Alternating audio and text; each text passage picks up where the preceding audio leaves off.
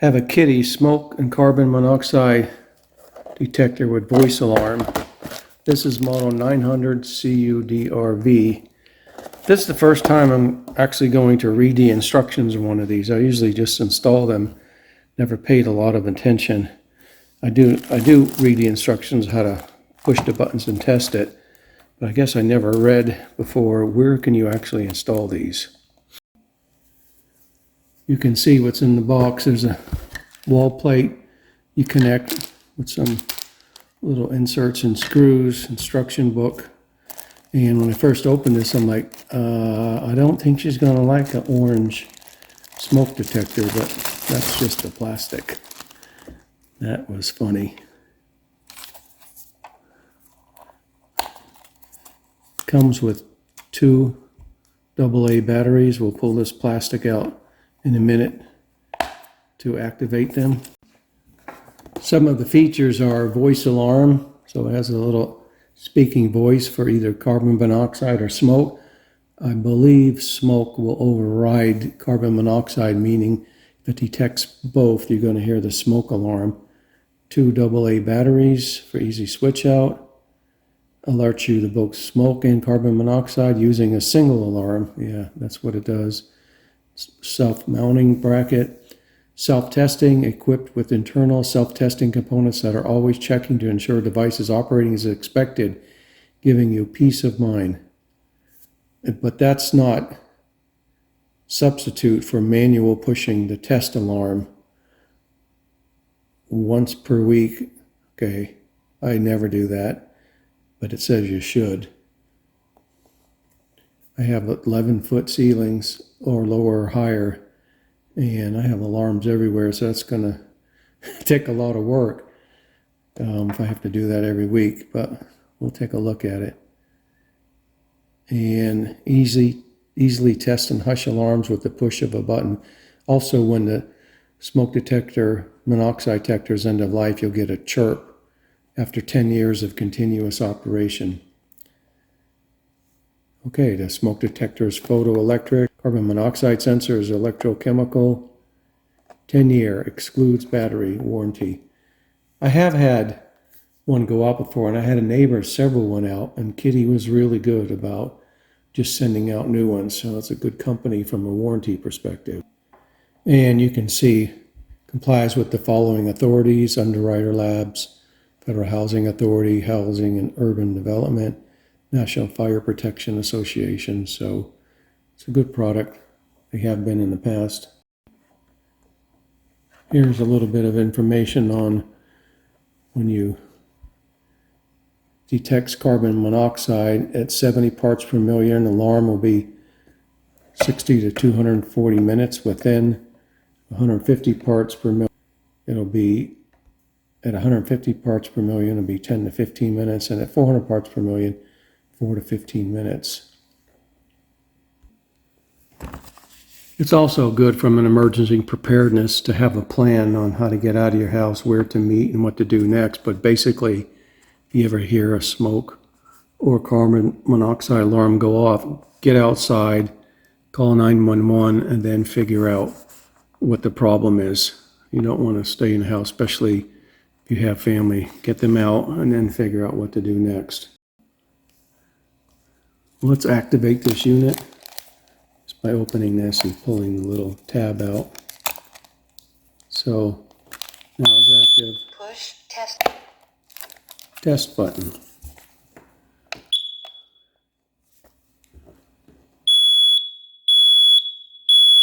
Fire.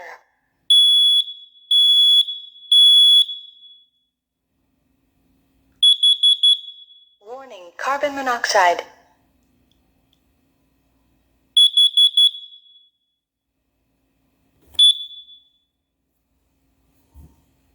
All right.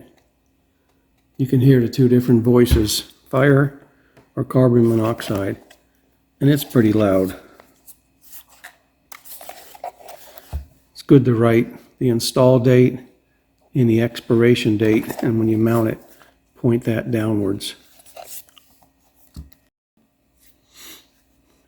We did the test. If this actually goes off and you're kind of annoyed because this will keep running as long as it's sensing either the smoke, meaning fire, or carbon monoxide. So you can push this button to hush it. So this button is for testing weekly or to hush either a valid alarm or potentially faulty system, but you turn it off here too. So besides the correct operation and hearing voices give you the warning, there are some other chirps that will happen. If you have chirp and voice low battery every 60 seconds, after 1 hour, voice occurs only once every 15 minutes. So it'll tell you with a voice and a chirp when there's a low battery. It'll have 3 chirps every 60 seconds for a photo fault, 3 chirps every 60 seconds for a carbon monoxide fault, a memory fault. So anytime you hear 3 chirps, there's an error. End of unit is 2 chirps every 60 seconds. And yeah, that's the one that goes off in the middle of the night, and you're like, what's happening? 2 chirps is end of life of the unit. If you have a constant tone like beep, then you have just an overall failure. And you could have a stuck button here. That's 3 chirps every 60 seconds also. So any repeating pattern of chirps is going to be some type of error in the system. A low battery voice will come on, and of course, as I said, a fire, smoke voice will come on, or a carbon monoxide voice will come on. And those are the 3 more valid modes. I like these instructions. So here's what I said. I never really read them too carefully, is where can you put these? You can obviously mount them on the ceiling or on the side of the wall. It tells you if you have sort of an arched ceiling, that slope has to be at least 12 inches on the edge, on the side of the triangle there that would come out. But I have them in our house. They came in bedrooms and in hallways, but you can see if you have a single floor plan, the black dot means where you should have them. The circle dot means additional. So most people have them in bedroom. In this case, that there are 4 bedrooms in this picture. Do not put one in the kitchen, but it's okay to put one in the family room or living room. Similarly, for a multi-floor plan, they have them in the bedrooms and in the hallways. You can put one in the living room. You could put one on the side of the steps going upstairs. Do not put one near the kitchen, and you can put one in the basement. It doesn't show anything about putting in the attic, but it does talk about the temperature limitations of where these will actually work. So some locations to avoid: the garage, cooking areas, not within 6 feet of a heating appliance, less than 4 inches from the peak of an A-frame ceiling, got to be lower than 4 inches, in an area where the temperature may fall below 40 degrees Fahrenheit or above 100 degrees Fahrenheit, such as garage or attic. So scratch that on the attic. You don't want them in dusty areas. In fact, most of your smoke or fire and carbon monoxide detectors you should spray out, or at least dust off, because they do build up. I do at least once a year get a can of air spray and take these off and spray them out.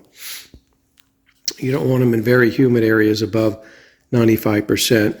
You don't want bugs crawling all over them.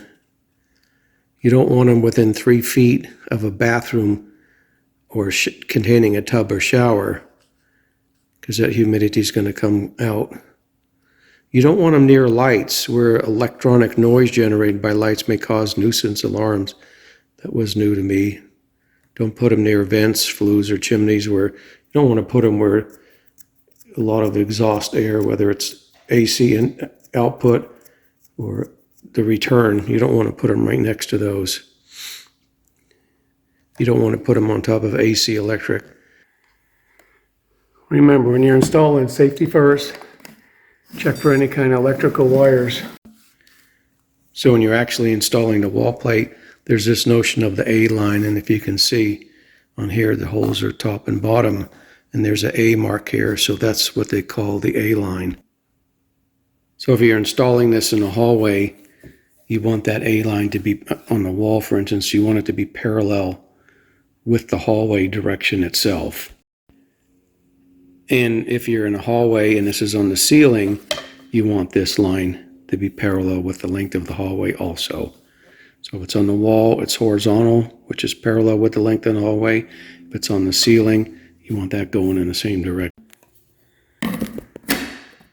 So I marked where I wanted the hole, and I just drilled the screw in, and I'll pull it out, and that should be enough of a hole to tap the little insert into the wall.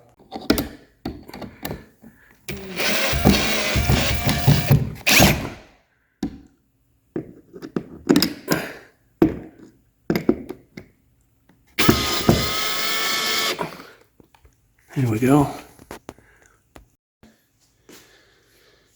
And we marked it for 10 years. All right. Put the top over to about 10 o'clock and turn it and install. Give it a test.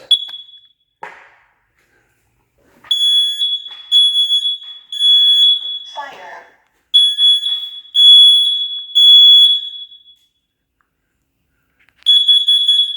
Warning, carbon monoxide.